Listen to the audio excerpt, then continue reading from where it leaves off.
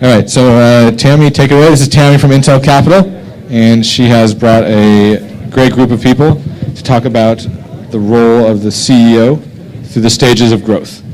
And Tammy, take it away. Hi, good afternoon, everybody. Sorry that we're between this panel and I guess cocktails. So we'll try to make this entertaining and quick.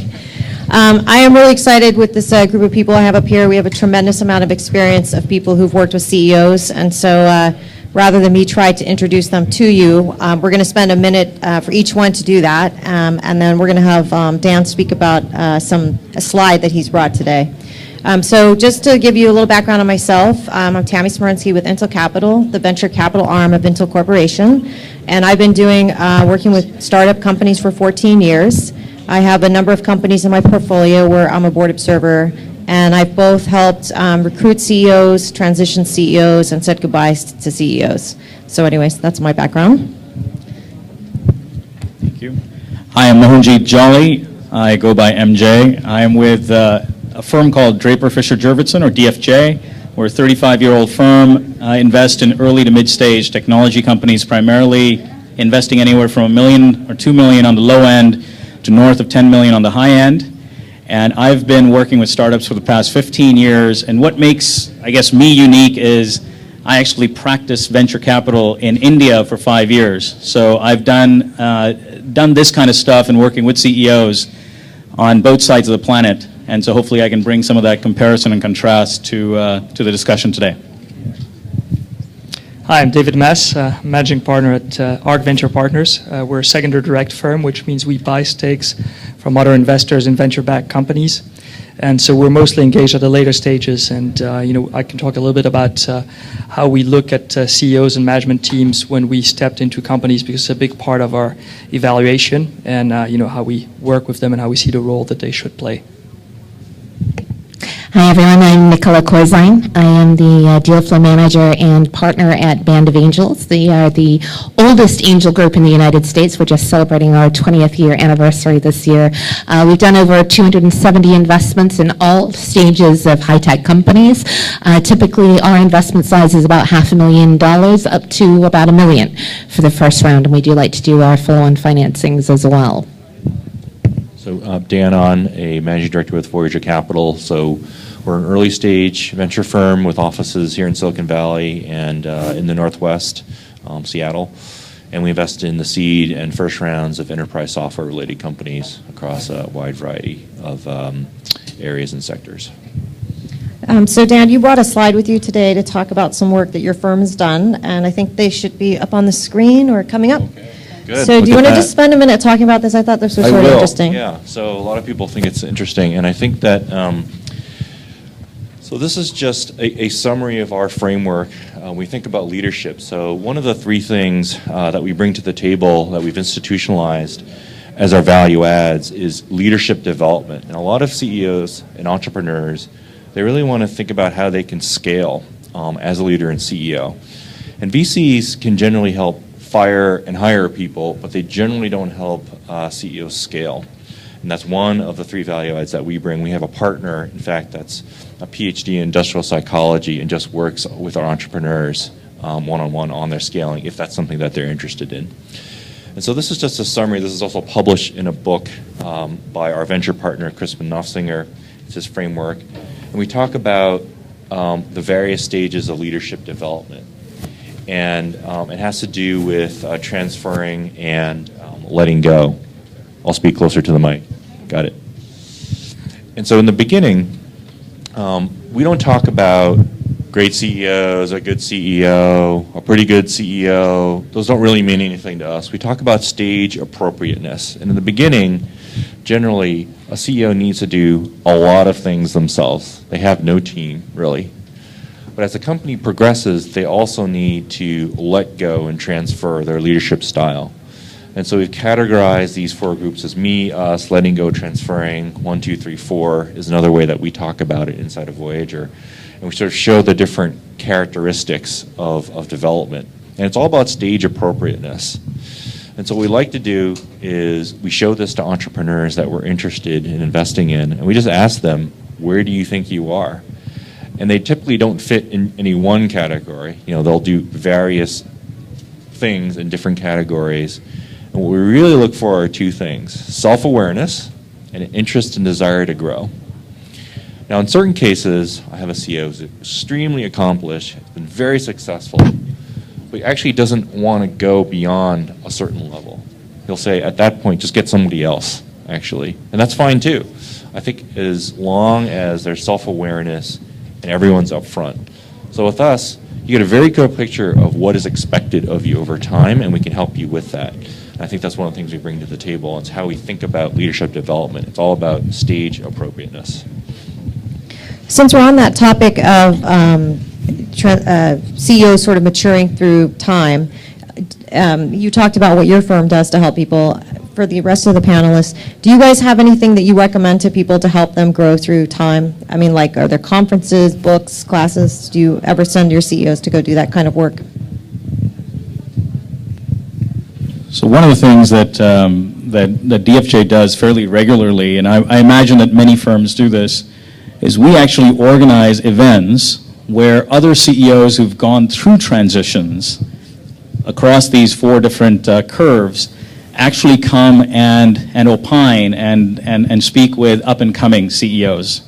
Because I agree completely. I'll just mention a framework that I have for my own sort of self-awareness. And most of you, I'm assuming, are entrepreneurs and are familiar with the famous or infamous 2x2 sort of segmentation, and everybody's up and to the right. So the two axes that I would encourage everyone to actually introspect is, on one axis you have ignorance on one side and knowledge on the other. And on the other axis you have arrogance on one side and humility on the other. Now, what you don't want to be, and unfortunately I have run into both investors and entrepreneurs who are low and to the left, which is a really bad combination of ignorance and arrogance, right? So not knowing anything but claiming that you know everything is a really bad thing. So be aware, go through that 2x2 exercise from time to time to know what you know, to know what you don't know, and whether you can, sort of grow into the unknown, or do you actually need to get somebody from the outside. And it's it's an emotional discussion you have with yourself and your confidants and your team, and it's not easy. But I would just encourage you to sort of go through that exercise from time to time. MJ, have you thought of working with politicians as well? I stay as far away from that as possible.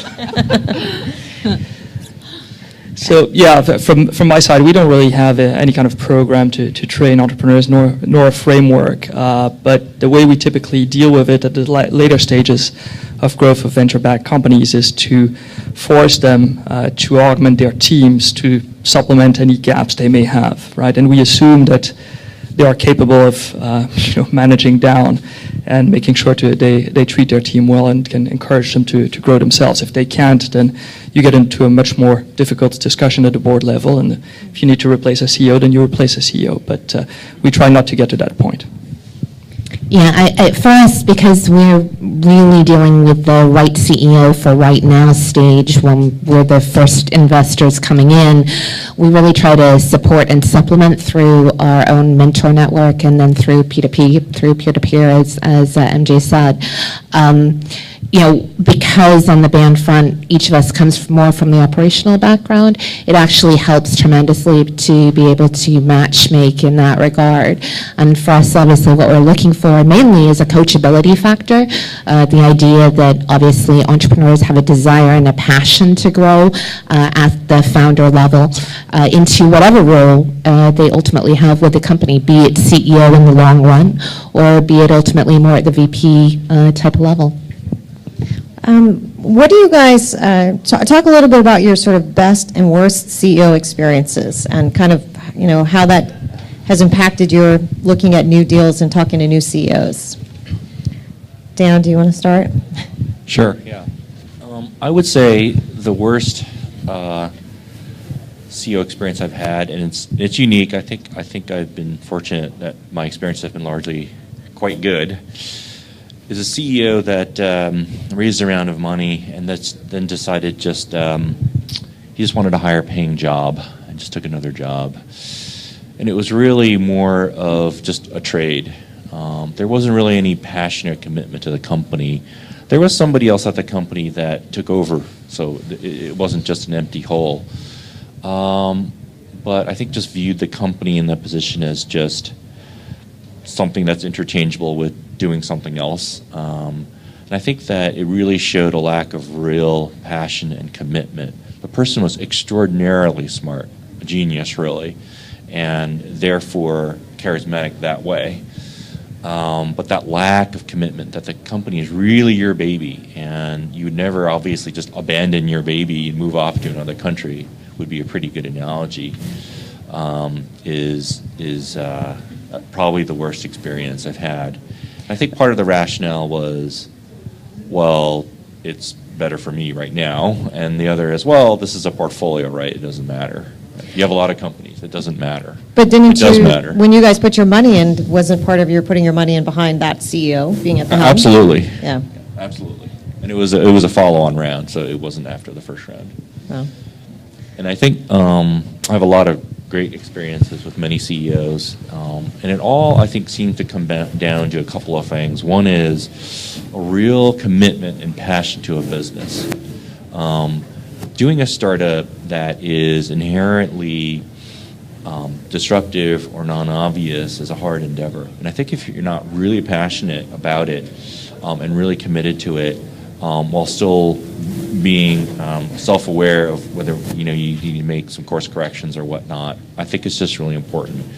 I've seen that in first-time CEOs where their company is really their life. They'll do anything. No one will work as hard as that founding CEO ever, which is why if we don't think we can help scale the CEO and back them all the way, we will not make the investment.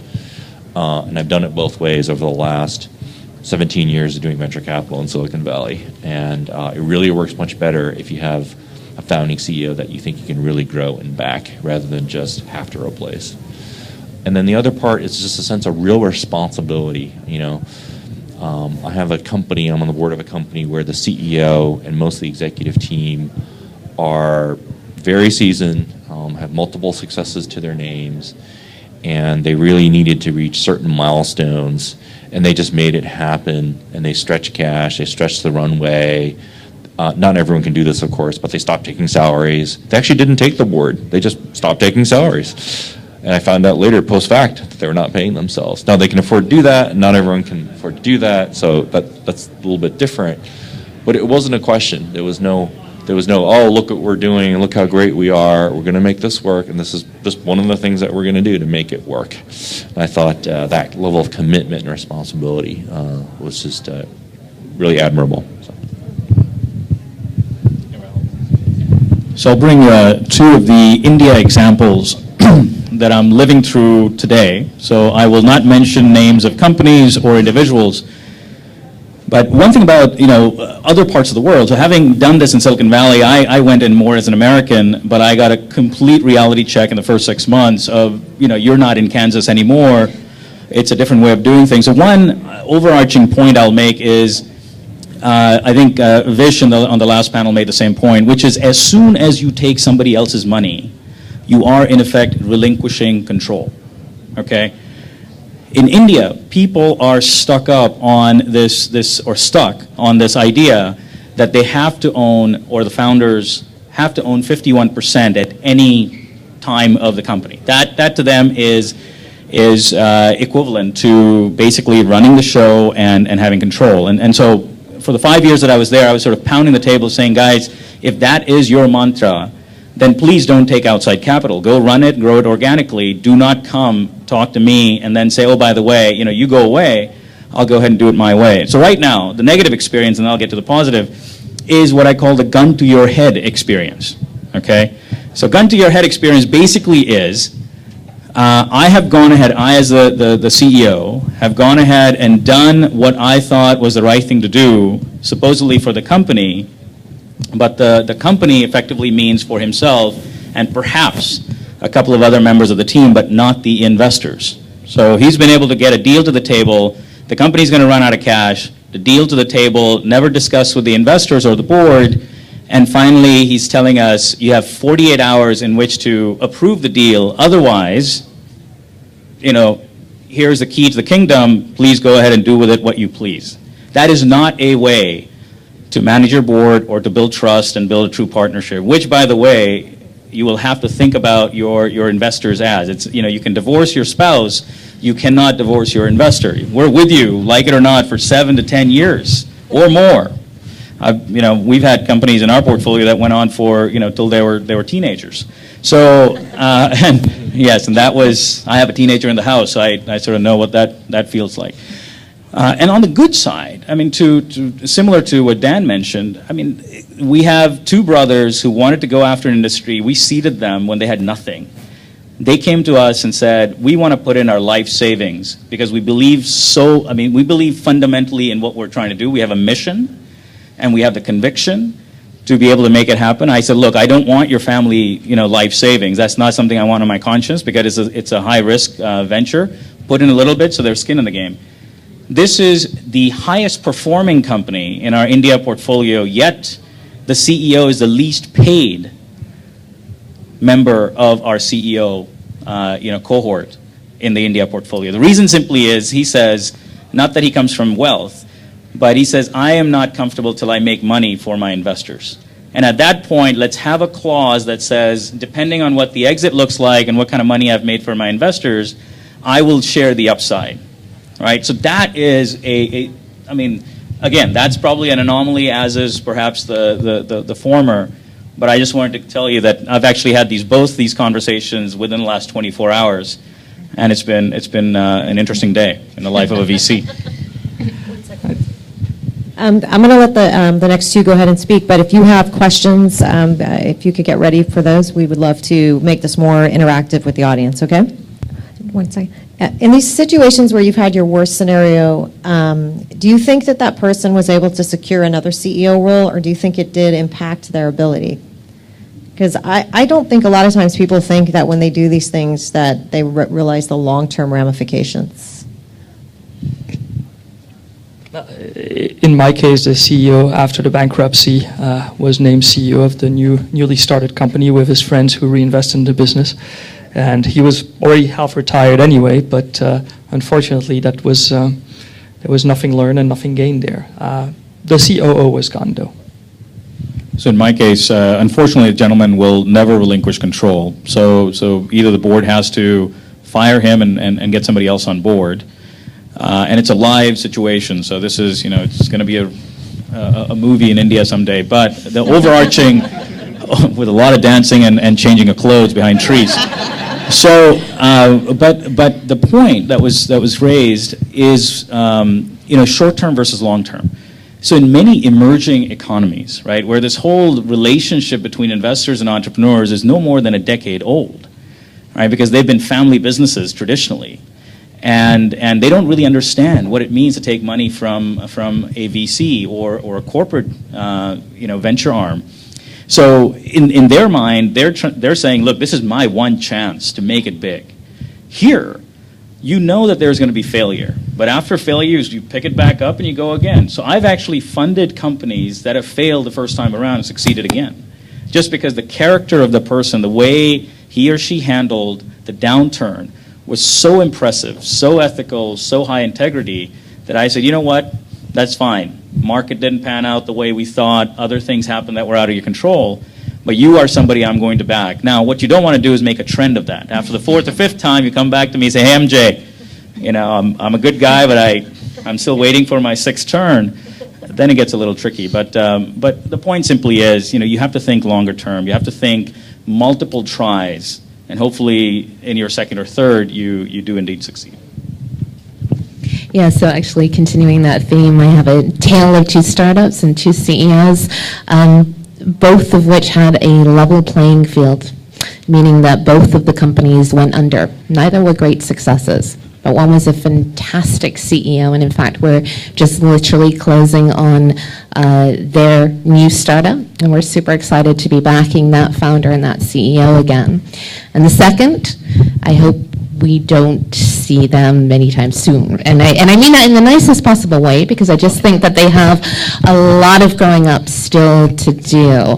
And it really all it does all stem, as you've been hearing from the fundamental thesis, on communications and the style and integrity in which you share or don't share tough times. Because in good times, you know, everybody wants to sort of say, hey, I got this great pipeline, it's closing almost on an hourly basis, things are going fantastically, I have so many rock star engineers that want to join my team, I have no problems in the world. But there are tough days, there are dark days, and those are the moments when we want you to be picking up the phone and calling your investors as your trusted alliance that are here to help you, if nothing else, just sort of, you know, voice the worries, figure things out, try to work through the issues at hand. So in one case, the story that we were getting told was in fact Pandora's box. It was absolutely not at all the issues that were there, and you know, the cover-ups became pretty readily apparent about 9 months in.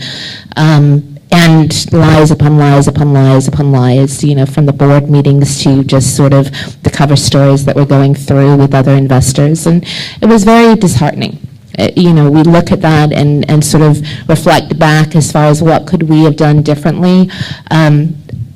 I always hope that people realize that it's an open door policy when you take people's money, but you know, sometimes I think that there is this sort of external pressure that founders feel that makes them worry that this constant being judged phenomena will actually impact their ability to be truthful with us.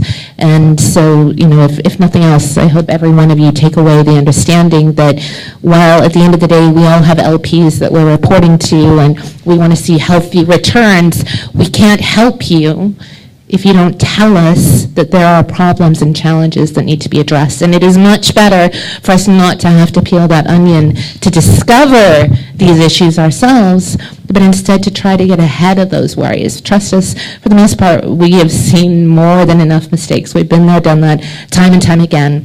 And while you may feel that you're in a siloed situation, chances are you're not alone. In fact, probably many in the portfolio are going through similar issues right now.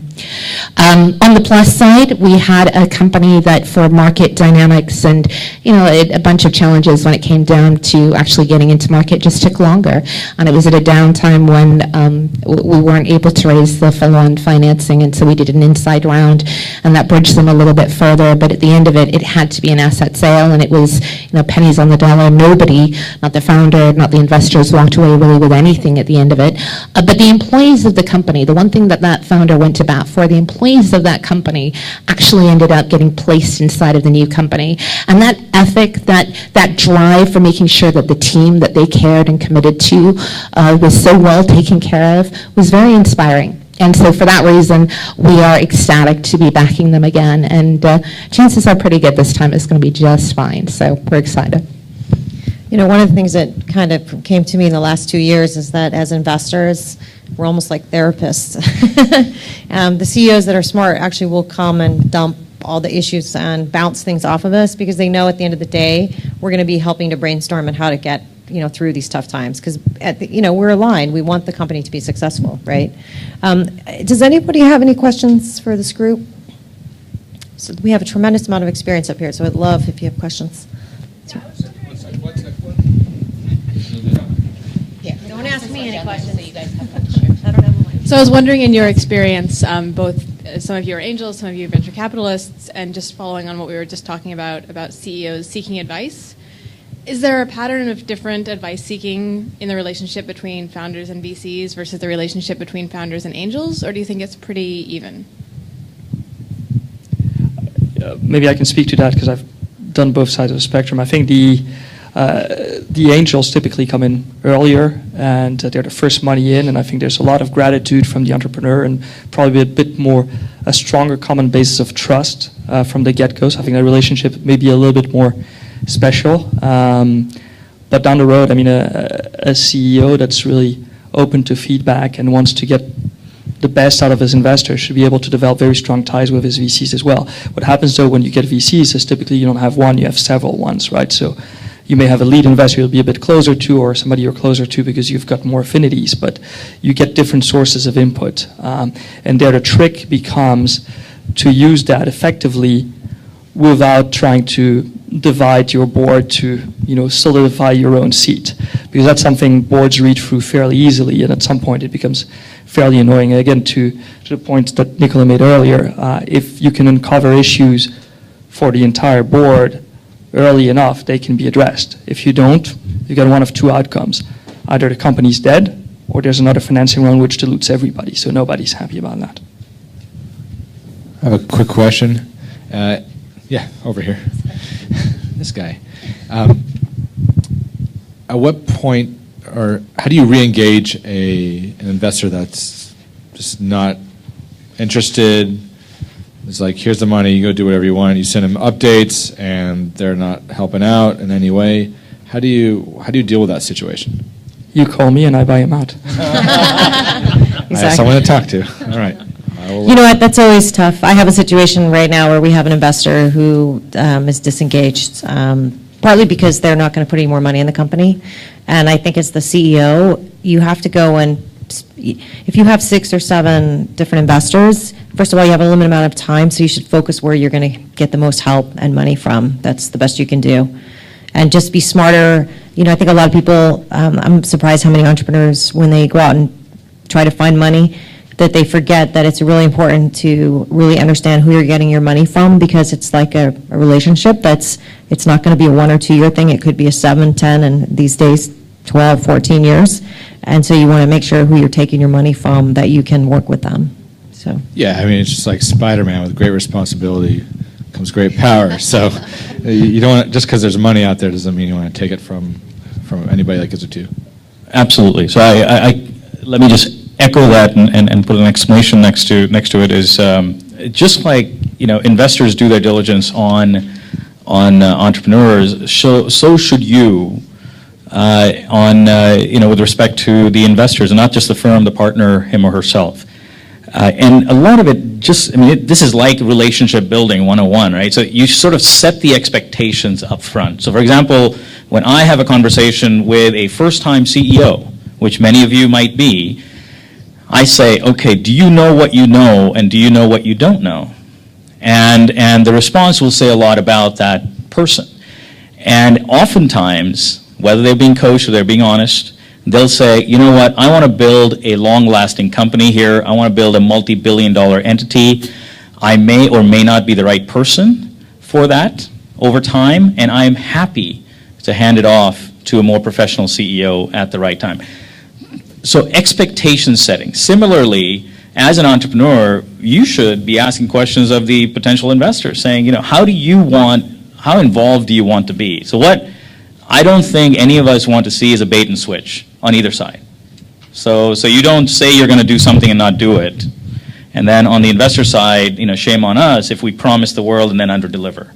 Because it's a small world, and reputation means everything, both for the entrepreneur and the investor. What if the person that's coming to you doesn't know that he's actually doing the bait and switch, but he probably is not ready to do that? Well, no, so what you do is, in that case, just playing it out, is to say, look, I'm a first-time entrepreneur. I'm going to be looking to you, Mr. Investor or Miss Investor, right, to coach me, guide me, and as long as I can deliver on what is expected of me, I feel I deserve to be in that position. But as soon as the company's suffering because of me, then so you want to be at least somewhat adult about that conversation, right? And things change, and all sorts of personal and professional situations can arise, which can change things downstream. But at least if you're open and transparent, it makes the conversation much easier, right? So. Anybody else? Any other questions? Whoa. Actually, this guy, you said a few before. I'll give this guy one.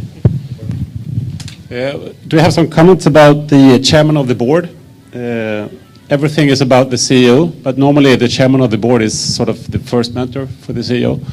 How do you view the role of chairman of the board? I was going to say, this may be different in the different geos, because I think in the U.S., it's, sometimes chairmans are actually brought in to mentor the CEOs, but a lot of times they'll just sort of be pretty laid back. The CEO is running the show.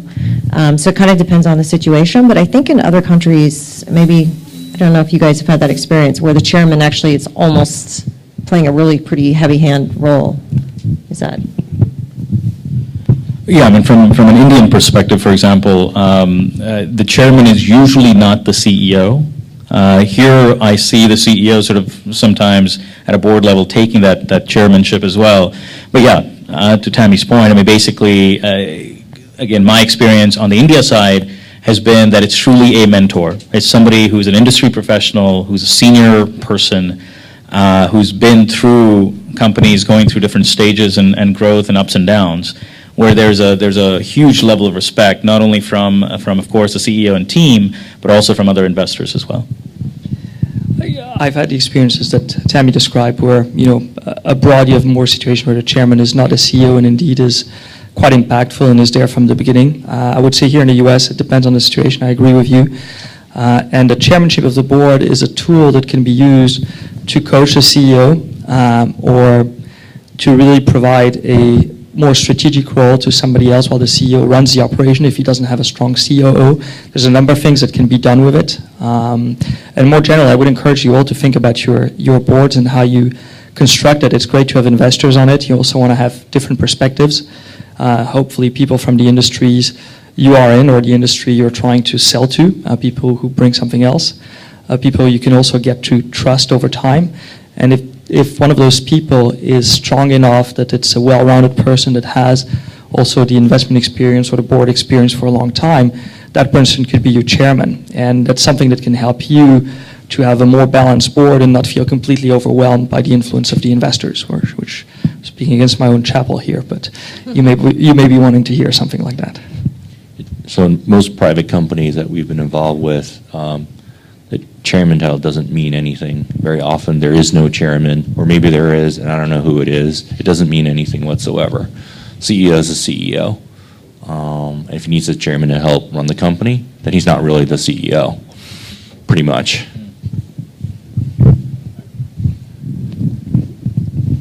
When you go to your limited partners to raise money, you have to define your investment criteria. Would you folks share what that those investment criteria are? Make money, right? I don't have an LP. Intel is a sole LP for Intel Capital, so this is for you guys.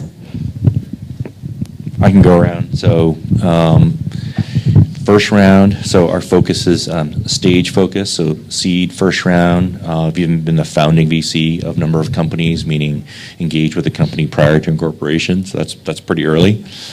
An enterprise and software focus, so we're domain and sector focused as well. Only investing around our local offices, and around 3 primary institutionalized value adds. So we like to say that most early stage VCs tend to be an informal collection of partners, and each partner does something a little bit different and that sort of thing. We're all different too, of course, but we've systematically put world-class resources around 3 areas of value add around helping with go-to-market strategy, leadership development, and partnering. So that's what we pitch. So we do have 3 funds in addition to our angel network. So each individual angel is going to have their own thesis as far as how they like to invest their diversified portfolio offering or their sector focus.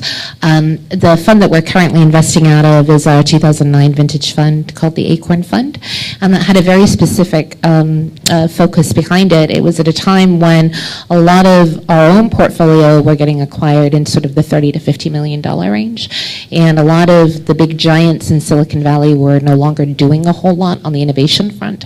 So we were looking to invest in technology add-ons rather than standalone companies.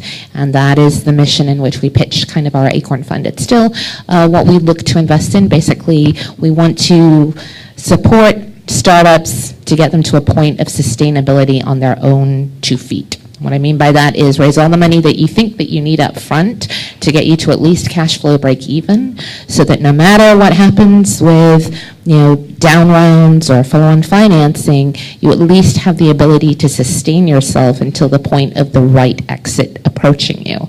And so that's our current model. It's actually industry agnostic. We've done everything from med device to clean tech to SaaS in there, and of course a handful of consumer internet plays too.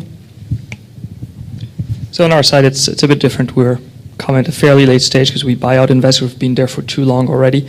What we promise our LPs is, A, to stay in technology broadly. We're also fairly sector agnostic, but we don't do life sciences. What we promise is to mostly invest in companies where we're not going to take a risk of capital loss. So it's really a question of how much returns we can drive.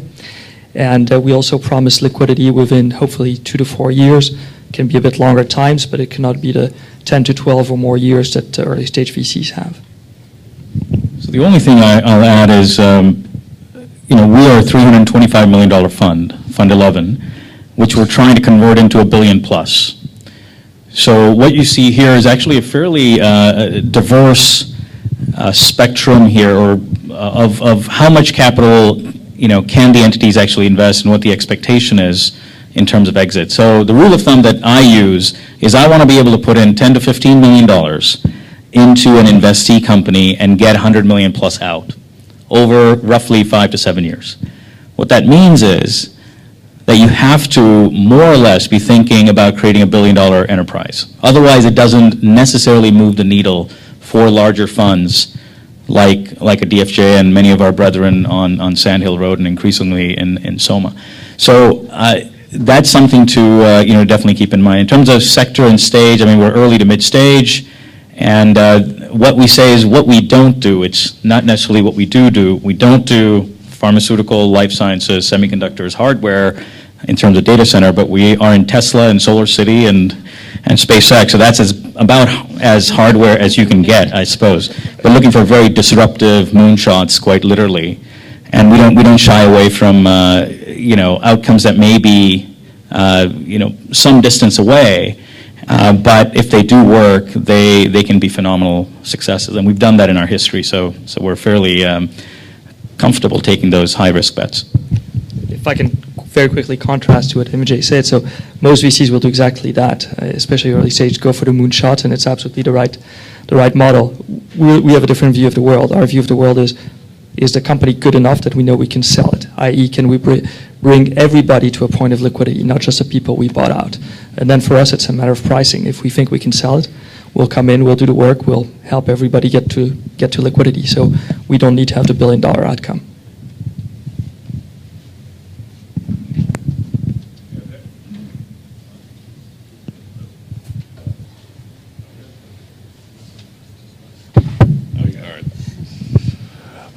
Daniel has the slide up there, and MJ mentioned the 2x2 grid.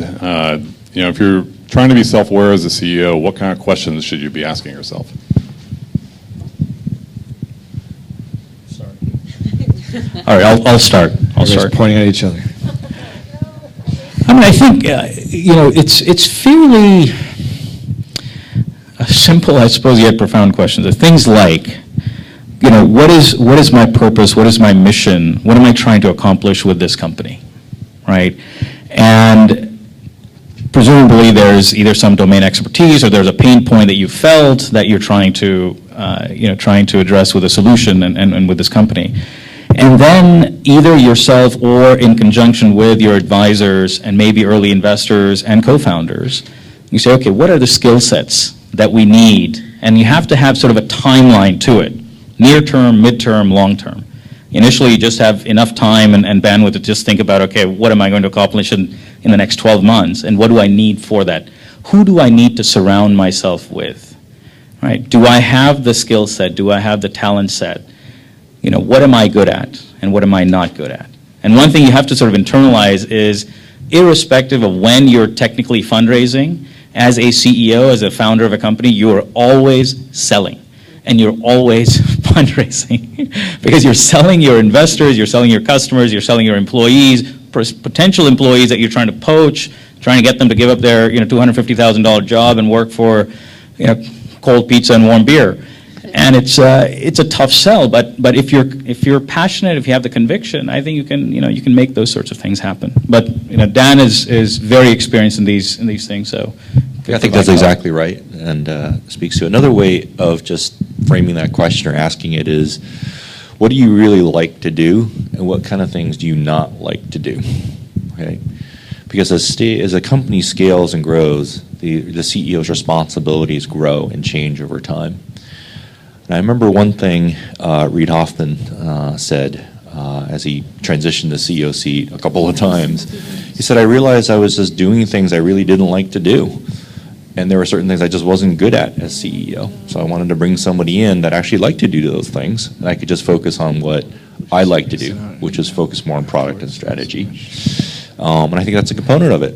And in my portfolio, I'm on the board of a company with a CEO who's very seasoned, has been a key executive in 2 multi-billion-dollar exits, doesn't need to work, and he likes to do a certain thing at the earlier stages. He likes to figure out how a disruptive technology can be productized and then brought to market, go get the first 10 or 20 customers, loves doing it, is great at doing it, has done it multiple times, has helped me do it once before in a portfolio company many, many years ago with success.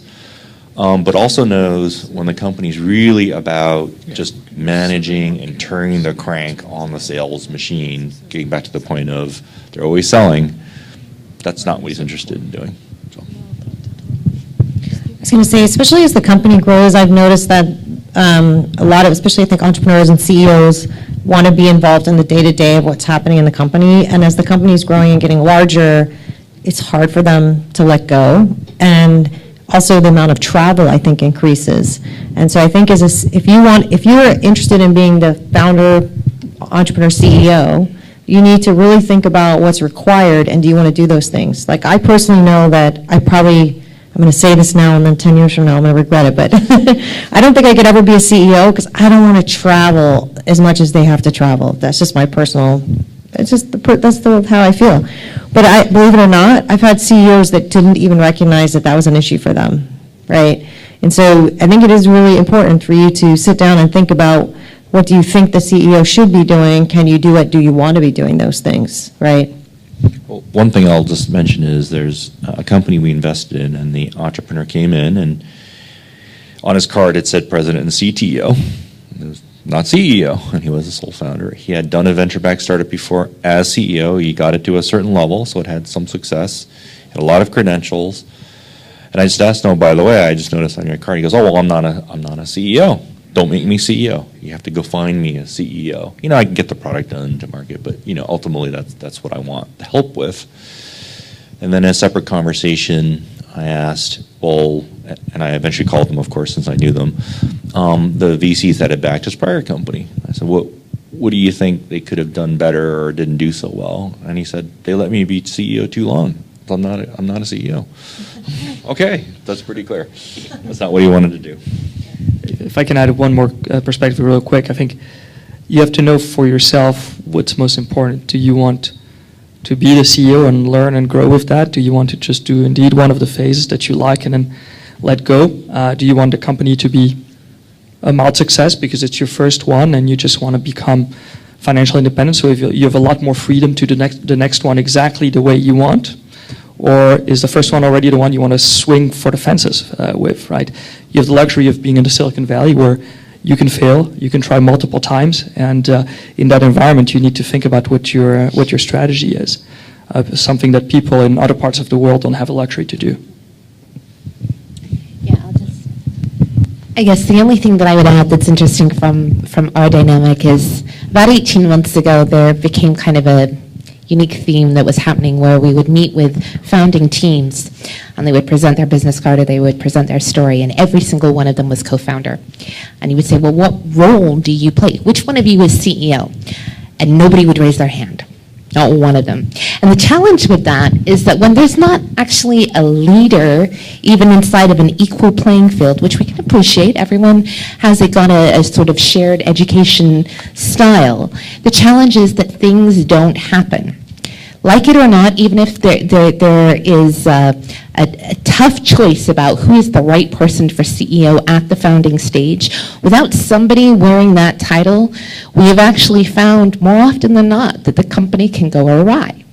So even if you don't think you've got the longevity, the sustainability to be the CEO for forever, it is really important that at the very early stages, you have that discussion internally with your team to figure out tactically who likes to do what, but also strategically who can wear the CEO position for now. Because it matters to external customers, it matters to your investors, it matters to hiring talented individuals.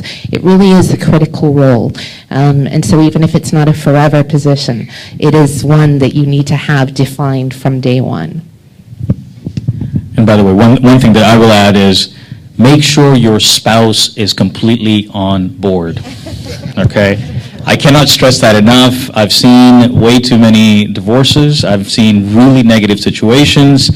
There is a part of me that says think big and go all in and all of that, but if there's a family to be supported and you've got kids and all of that, I think you got to take that into account. And always give yourself a timeline, right? So give yourself, let's say, here's my idea. I'm going to go at it for the next 6 months. I need your support, honey. I'm going to go all in, no salary for the next 6 months, 9 months, 12 months. But if you're continuously pushing on a rope and it just ain't happening, right? Adjust. Either pivot your business or simply say, you know what, let me go and learn at another startup or a small company or maybe even a large company, and then give it a shot at the right time, downstream. So keep that in mind. That's really good advice. My wife has a lot of experience with that. Still together, that's good. All right, so final thoughts from you guys. I don't know if you want to leave some contact info, website, Twitter handle, whatever you guys want, if you guys want to kind of go down the line. And Let's do just one piece of advice, like you just kind of... One piece of advice. Just one. That's a tough one. Your best one. hashtag best advice ever. They're a little related. So one is, I think, it's very important to be able to adjust. Don't push on a rope. Doing something you really believe in, I think, is just important. So your passion, enthusiasm is contagious, right? It helps the VC kind of fall in love with the proposition. And I think that's really important. And all the sacrifices you're going to make, all the hard work you're going to put in, it'll make it worthwhile. And I certainly remember from having been an entrepreneur myself many years ago, that was really important. Can I throw one more thing in? Because it does fit with a lot of things. Raising venture is not a goal in and of itself. It is only a means to another end. And most successful businesses in this world are started and run, and entrepreneurs become rich with no involvement from any venture capitalist or money from any venture capitalist. So it really helps to understand when it is appropriate, why, and where it's coming from. I think that's really important. I like to tell entrepreneurs, if I were to go off and start another company, as I did before, I probably would not raise venture, but for specific reasons, right? And I've told many entrepreneurs not to do that, take a different route, and have actually gone on to do really well. So. Great advice. All right, pressure's on. I'm probably going to go back to the coachability factor. And what I mean by that is, pretty much everyone has either had a teacher, a mentor, a CEO that they've worked with that just resonated with them on an individual level at some stage in their past. Think about those attributes that made that leader remarkable to work with, to work for, to get up, even when there were much more things you'd rather be doing than what you were having to do at work. And those are the skills that you want to try to emulate in your own company. Define those, put those down on paper, figure out what you're missing, reverse engineer it, grab mentors, grab advisors that can help you fill that out so that you can grow into that leadership position. It's a constant evolution becoming any kind of great leader. I don't think it's a track where we ever stand still, and I think every one of us hopes to continue to grow. So think of that in sort of how you define the role of today's CEO, and where you see the vision of the company growing, and also where you see the vision of you ultimately ending in a leadership place too. You're getting pretty close to what I was going to say. I was going to say, remain self-aware at any point, and by that I mean aware of what your own personal objectives are, be they financial or emotional or however else, and what the company's objectives are. And when there's a misalignment between what you want and what the company wants, or what you can bring and what a company can bring, that's the time to make a change and step down from that CEO role and let somebody take the helm, because that will take the company further and ultimately make you and everybody else happier. So the final thing I'll say is we are all blessed to be in a very unique place on this planet. Not until you travel around the world and see other places that are mimicking or thinking that they are the Silicon Valley of XYZ do you realize there is no other place like Silicon Valley. On top of that, you take the confluence of different technology trends that are happening, and Kurzweil's sort of pace of the rate of innovation itself is accelerating, right? So it's a log on a log curve, on a log axis. So you are living through an incredible time that we will, in 15, 20 years downstream, look back and say, oh my God, did we even realize where we were physically and what we were living through technologically. I think it's truly a marvel. So make the most of it. And the fact is that in Silicon Valley, you have access to advisors, to pro bono service providers, to, you name it, to have your questions answered. And you will have questions. You'll say, oh my God, am I doing the right thing? You have to do this gut check from time to time. And there are people who you can reach out to who will answer those questions and help you reach the, hopefully the right decision. So. And even though I'm the moderator, I was thinking about the question I asked you guys, and had so many things come up. I was like, wow, what would I tell you? But I guess one thing would be just to remember that if you want to be the CEO, a lot of people think that being CEO means being completely in control.